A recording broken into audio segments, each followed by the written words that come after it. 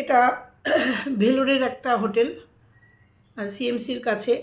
এটা হচ্ছে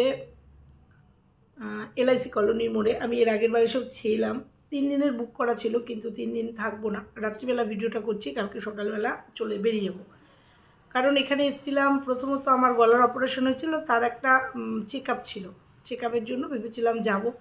আর প্রধান কারণ মানে ভেবেছিলাম হচ্ছে কিং মাহি চ্যানেলের ওই ভাইটাকে একটু দেখতে যাব। খুব ইচ্ছা ছিল যে চেন্নাইতে এসেছি, চেন্নাই থেকে ভেলোর খুব বেশি দূর না। আর সবথেকে বড় কথা আমিও রিলেটেড, আমার গলা অপারেশন যেহেতু হয়েছে, আমি চেন্নাইতেও আমি করে নিতে পারতাম, মানে চেক আপ করে নিতে পারতাম। কিন্তু ওই যে একে একে ভাবলাম ভাইটাকে একটু দেখে আসি, অনেক দিন থেকে ভাবছিলাম আসবো আসবো আসবো। তারপরে চেন্নাইতে যেহেতু আমাকে আসতে হলো হঠাৎ, তো আসলাম। কিন্তু খুব খারাপ লাগছে আজকে, শরীরটা খুব খারাপ। কারণ চেক আপ করাতে গিয়ে আমার ভেতরে একটা স্প্রে করেছে, ওই একটু অবশ করার জন্য একটা স্প্রে করে, স্প্রে করলে ঘন্টাখানেক গলাটা অবস্থা বিচ্ছিরি থাকে, একদম ঢোক গেলা যায় না, অবস্থাকে খুব। এই তার মধ্যেও তোমরা দেখেছো যে ছোটাছুটি করে বেড়াচ্ছি, মানে তিলঠাই নাই, মানে দুটো পা এক করতে পারছি না, শুধু ছুটে বেড়াচ্ছি। কালকেই আজকে সকালবেলাই এসেছি চেন্নাই থেকে ভেলোরে এসেই আজকে একটু বসিনি, এসেই চলে গেছিলাম চেক আপ করাতে। তারপরে এসে আবার গেছিলাম সিএমসির সামনে একটুখানি খেতে, অন্নপূর্ণা হোটেলে খেতে। তারপরে একটু সিএমসির সামনেটা একটু ঘুরে আসলাম। তারপরে আবার বাড়িতে আসলাম, একটুখানি দুপুরবেলা রেস্ট নিয়ে আবার সন্ধেবেলায় বেরিয়েছিলাম সিএমসির সামনে। তো প্রোগ্রামটা অন্যরকম ছিল, একটু রানীপিঠে যাওয়ার কথা ছিল, হলো না। অনেকবার কল করেছি, সুইচ অফ ওদের।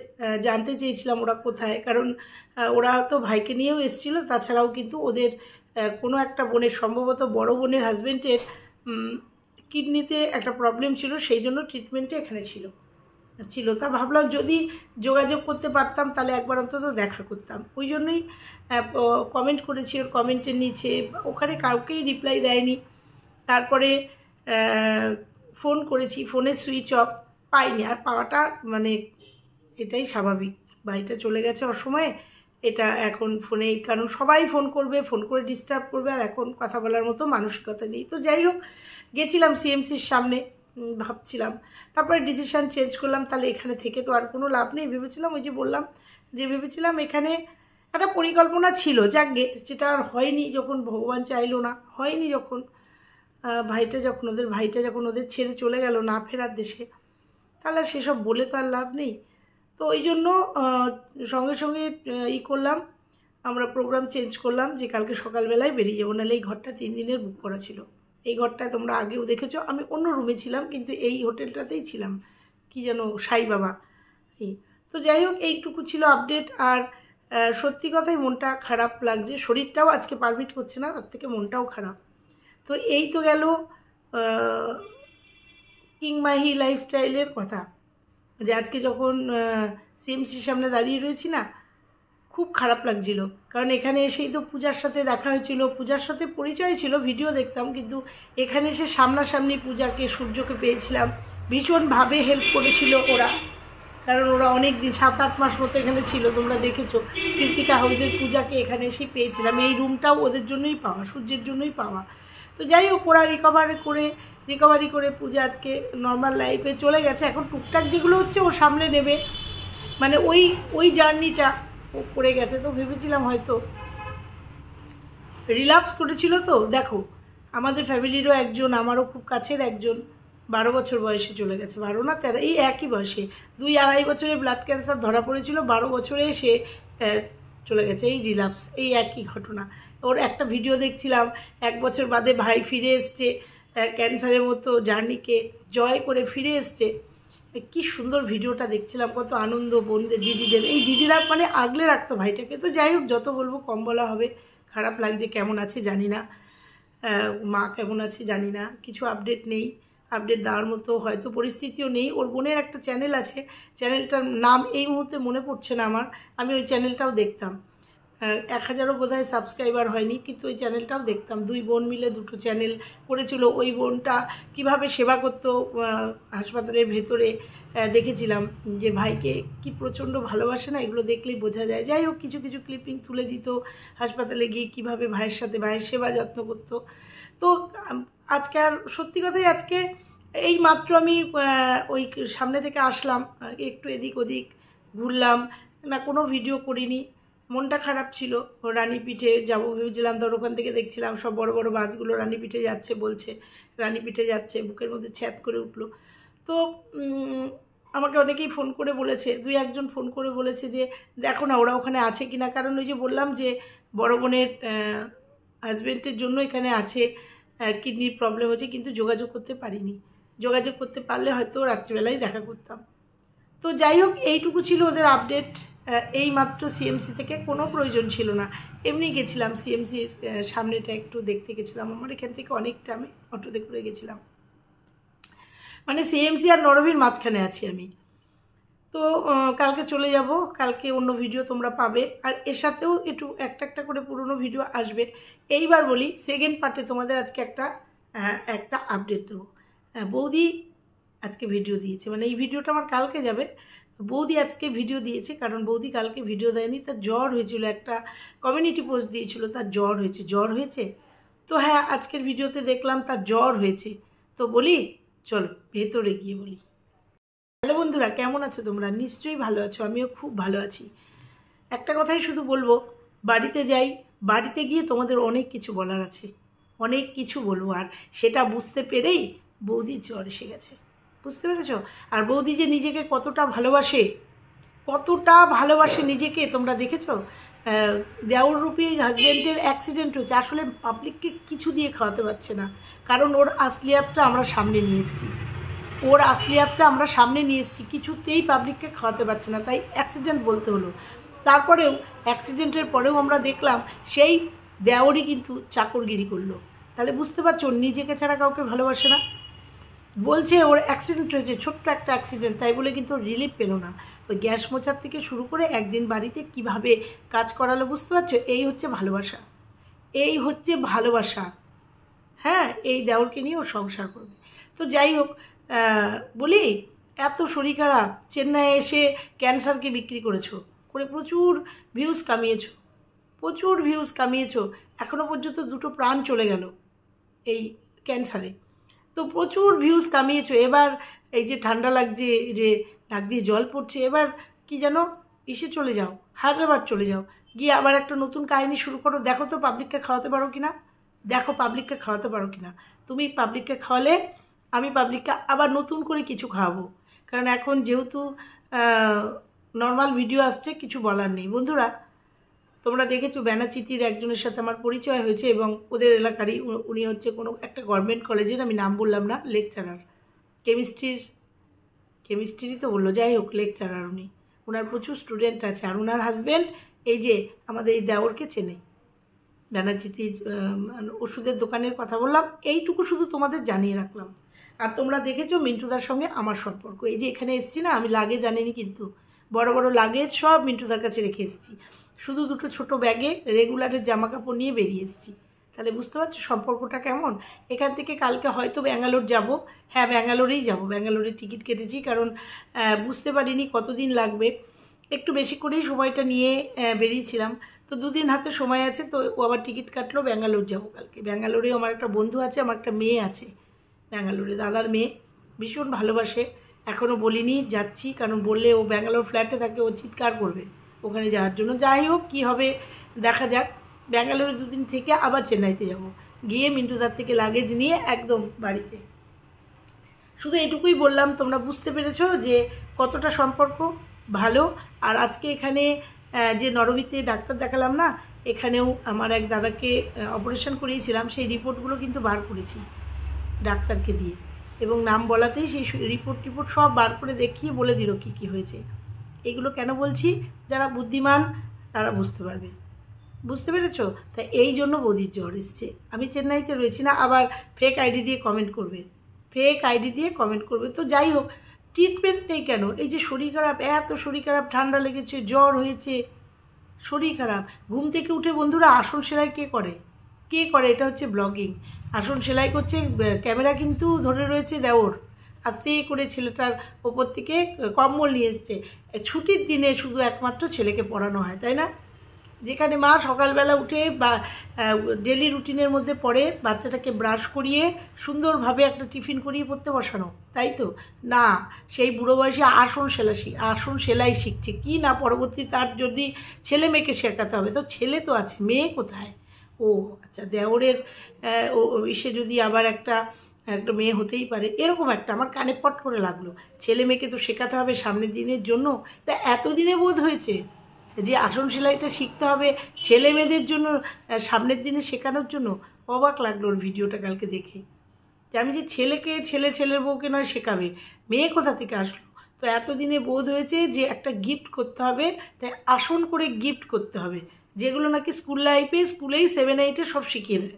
স্কুল থেকেই আমরা শিখেছি এবং পরবর্তীতেও এখন প্রজেক্ট হয়েছে। ওর মতো বয়সে সবাই স্কুল থেকেই শিখেছে।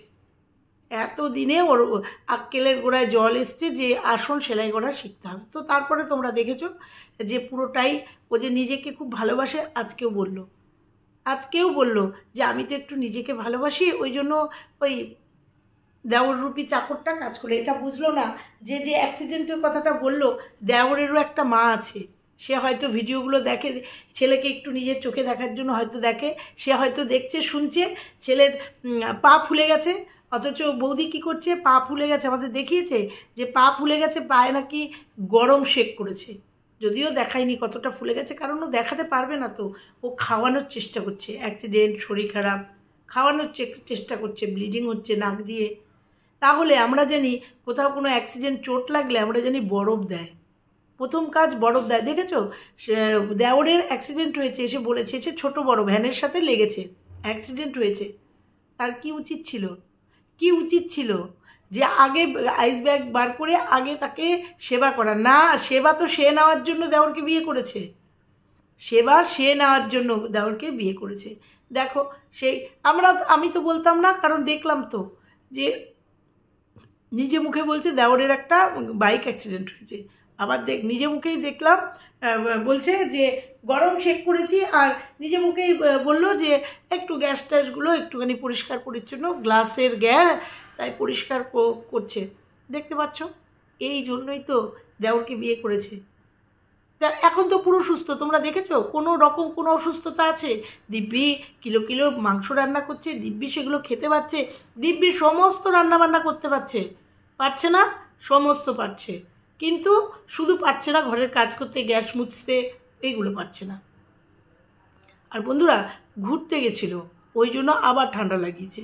যদি ঠান্ডা লেগে থাকে, ঘুরতে গেছিলো ওই জন্য, এই যে কালকে না পরশু দিনের ভিডিও আসেনি না, এক তো ওর ভিউজ কমে গেলে ও ভিডিও একদিন পর দেয়, কারণ ভিউজটাকে টানে। আরে লজ্জার ব্যাপার তো, 2.5 লাখের একটা চ্যানেল, তারপরে এই রকম ভিউজ হয়েছে, 3 লাখ 4 লাখ ভিউজ হয়েছে, সেখানে 10,000 12,000-এ ঠেকে গেছে। একটা মান সম্মানের ব্যাপার না। তো বুঝতে পেরেছো? তোমাদের বলছি, দেওর বৌদি তোমাদের বলছি, বুঝতে পেরেছো? পাবলিককে বোঝাতে পেরেছি যে তোমরা কতটা মিথ্যেচারিতা করেছো, কতটা মিথ্যেবাদী তোমরা। পাবলিককে প্রমাণ করাতে পেরেছি যে তোমরা ক্যান্সার নামক জিনিসটাকে নিয়ে দিনের পর দিন খেলেছো। অথচ তোমাদের টাকাগুলো যদি এই ভাইটাকে লাগতো, হয়তো আরও কিছুদিন থেকে যেত পৃথিবীতে, অন্তত ট্রিটমেন্টটা ঠিকঠাক করতে পারতো। আমরা দেখেছি লাস্টের দিকে টাকার জন্য ট্রিটমেন্ট করাতে পারিনি, সুমান এখান থেকে প্রেশার করেছে টাকার জন্য, টাকা না হলে তো করা যাবে না। দেখেছো অরিজিনাল যে ঘটনা ঘটেছে, সে ট্রিটমেন্ট করাতে পারেনি টাকার জন্য। আর তুমি মিথ্যাচারিতা করে টাকাগুলো নিজের অ্যাকাউন্টে রেখেছো। বলেছিলাম যে এই ভাইটার জন্য কিছু টাকা পাঠাও, কারণ QR কোড দিয়েছিল। পেরেছো? পাঠিয়েছো? পাঠাওনি। ভালো কাজ করতে গেলে না নিজের কি বলবো অপকর্মের প্রায়শ্চিত্ত করতে গেলে অনেক কিছু করা যায়। বুঝতাম এই মাই লাইফস্টাইলের এই ভাইটার পাশে যদি ঢাল হয়ে দাঁড়াতে না, বুঝতাম তাহলে যে মানবিকতা আছে। ঠিক আছে, করে ফেলেছো অন্যায়, থাম্বনেল টাইটেলে খেলে দিয়েছো, ভেতরে করে ফেলেছো, কিন্তু একটা ছেলের পাশে ঢাল হয়ে দাঁড়াওনি। বলেছিলাম, বার্তাটা দিয়েছিলাম। তো তুমি ওয়েট করো, তোমরাও দেখতে থাকো, ওয়েট করো। আমি চেন্নাই যখন এসছি তখন তো কিছু তো আমার কিছু তো পাথেয় হয়েছে, আমার নিজস্ব পাথেয় তো কিছু হয়েছে, রিপোর্টস তো আমার কাছে এসছে, রিপোর্টস তো আমার কাছে আছে, তাই না? পুরনো রিপোর্টসগুলো ব্লার করে দেখালো, আজও পর্যন্ত তোমরা রিপোর্টস দেখেছো? দেখোনি। রিপোর্টস তোকে দেখাতেই হবে, রিপোর্টস ওকে দেখাতেই হবে। তো চলো বন্ধুরা, আজকে সত্যি কথাই মনটাও ভালো নেই, শরীরটাও ভালো নেই, কারণ ওই গলায় ওই যে বললাম আজকে শরীরটা ভালো নেই। তারপরে সিএমসির সামনে গিয়ে মনটা খুব খারাপ হয়ে গেল, প্রচুর রুগী তো ওখানে। তো এইটুকুই থাকলো আজকের ভিডিওটা। আর একটা কথা বলি, এই চেন্নাইতে একজনের সাথে পরিচয় হয়েছে, আমি আর একটা ভিডিওতেও বলেছি, হয়তো সেই ভিডিওটা পরে আসবে। কি ভালোবাসা, ভাবতে পারবে না। সোমা আমার চ্যানেলে সায়ন বলে করতো, কমেন্ট করতো, সে আমাকে ফেসবুকে লিঙ্ক পাঠিয়েছে, মানে মেসেঞ্জারে কমেন্ট করেছে, আমি দেখিনি জন্য ও মাম্পির থেকে ফোন নাম্বার নিয়ে মাম্পিকেও কমেন্ট করেছে, মাম্পির সঙ্গে যোগাযোগ করে আমার ফোন নাম্বার নিয়ে আমাকে যোগাযোগ করেছে আমার সাথে। কি পাগলামো করছে তোমরা ভাবতে পারবে না। আমার বাড়িতে আসতে হবে দিদি, তারপর ওর মা খুব অসুস্থ, ভীষণ অসুস্থ, মানে বলেছে এরপরে আসলে পরে নাকি আমাকে হোটেলে উঠতে দেবে না। কি ভালোবাসা একজন সাধারণ ভিউয়ার্স, এগুলো হচ্ছে অ্যাচিভমেন্ট। মা ছেলে এখানে থাকে আর তার মা এখানে থাকে, মার অনেকটা বয়স হয়েছে, মা ভীষণ অসুস্থ, একটু দৌড়াদৌড়ি করছে, নালে হয়তো তোমাদের একটা ক্যামেরাবন্দি করতাম ওর সাথে দেখা হওয়ার। কিন্তু আর আমি যদি 4 চাকায় আসতাম, আমি তোমরা শুনেছো আমি বৃন্দাবন এক্সপ্রেসে এসছি জন্য ওর 4 চাকায় আসলে ওর বাড়ির উপর দিয়ে আসতে পারতাম। কি পদমচেরি না কি জানো, যাই হোক ভুলে গেছে, ও যাই এখানকার নামগুলো কেমন না, ওইখানে ঠিকানা দিয়ে দিয়েছিল, প্রচণ্ড পরিমাণে করছে। যাই হোক আমি বললাম তুমি তোমার মার দিকে নজর দাও, কারণ মার একটা ওষুধও পাওয়া যাচ্ছিল না, আমি অ্যাপেলেতেও খোঁজ করলাম, সেখানেও পাওয়া যায়নি। বললাম মার দিকে খেয়াল রাখো। এখন আমি তো আবার আসবো চেন্নাইতে, অবশ্যই দেখা হবে। আমি সামনের বার আবার আসবো চেকআপে, আমার হাজব্যান্ডেরও চেকআপ আছে, চেকআপে আসবো, অবশ্যই তখন মিট করব। এই বলে শান্ত, প্রত্যেকটা মুহূর্তে ফোন করছে, প্রত্যেকটা মুহূর্তে খোঁজ নিচ্ছে। আজকেও যখন যাচ্ছি হাসপাতালে যাচ্ছি, তখনও ফোন করেছে, দেবশ্রীদি এবার তো দেখা হলো না, কি আফসোস হচ্ছে, তুমি কি পৌঁছে গেছো? আমি যে পৌঁছে গেছি, আমি নরওয়েতে ঢুকছি। এই মা আমি যে কোনো টেনশান করো না। এই হচ্ছে ভিউয়ার্স, কোনো নেই, স্বার্থ নেই, বিনা স্বার্থে শুধু ভালোবাসা, সততার পাশে আছি জন্য শুধু ভালোবাসা, এইটুকুই আমাদের পাওয়া প্রাপ্য। আর একজন আমার কমেন্ট বক্সে লিখেছে, দিদিভাই আমার চেন্নাইতে বাড়ি, তুমি আমার বাড়িতে এসো না। তার উদ্দেশ্যে বলছি, এই যে বলেছো না, এটাই আমার অনেক প্রাপ্য, এটাই আমার প্রাপ্তি। এই যে বলেছো আমার চেন্নাই বাড়ি, এসো আমার বাড়িতে, এটাই আমার প্রাপ্তি, আর কিচ্ছু না। সবাই ভালো থেকো, সুস্থ থেকো, সাবধানে থেকো। সামনের দিন অনেক কিছু যদি জায়গা আসে ক্লিয়ারের, অনেক কিছু ক্লিয়ার করব। আর যদি এরকম চলতে থাকে চলবে, এইটুকু শুধু তোমাদের হিংস দিয়ে গেলাম। তো চলো আজকের মতো ভিডিওটা শেষ করলাম।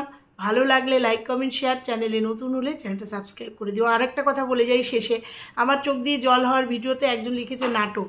না বন্ধুরা, চোখের রিপোর্ট করাতে গেছিলাম, 2টো ড্রপ দিয়েছে, এবার একা একা বসে রয়েছি তো চেম্বারের মধ্যে, আর ঝরঝর করে চোখ দিয়ে জল বেরোচ্ছে, ব্যাগের থেকে ফোনটা নিয়ে এরকম একটু তুলে তোমাদের দিয়েছি। কিছু তো লিখিনি, একটা স্যাড সং দিয়েছি। তো একটা স্যাড সং দিয়েছি, তাতেই বলতে হচ্ছে নাটক। তাহলে বুঝতে পারো, আমরা নাটক করলে কেউ ভালোভাবে নিতে পারে না। ওটা জাস্ট চোখে একটা আই ড্রপ দিয়েছিল, এবং অনেকেই বুঝেছে যে চোখে একটা আই ড্রপ দেওয়া হয়েছিল টেস্ট করার জন্য, মানে বোধহয় মুনি বড় করার জন্য, তারপরে টেস্টগুলো হয়েছে, ওই জন্য চোখ দিয়ে প্রচণ্ড জল হচ্ছে। তোমাদের আর একটা ভিডিও দেখাবো, মানে শর্টস দেবো, সেটা হচ্ছে আমার গলার যখন ওই স্প্রেটা করিয়ে আমাকে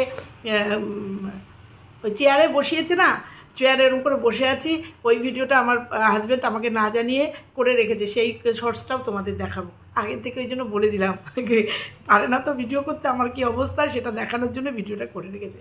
তো চলো, আর রিপোর্টস, আমার যে গলার যে টেস্টটা হয়েছে সেই রিপোর্টসের কপি, মানে ভিডিও আমাকে আমাদের ডাক্তারবাবু দিয়ে দিয়েছেন। তো চলো, সবটা হয়, মিথ্যাচারিতা না থাকলে সবটা শেয়ার করা যায় দর্শকদের সঙ্গে, আর মিথ্যাচারিতা থাকলে কিচ্ছু দেখানো যায় না, কারণ সেখানে শুধু ধোঁয়াশা আর মিথ্যে। তো চলো, টাটা।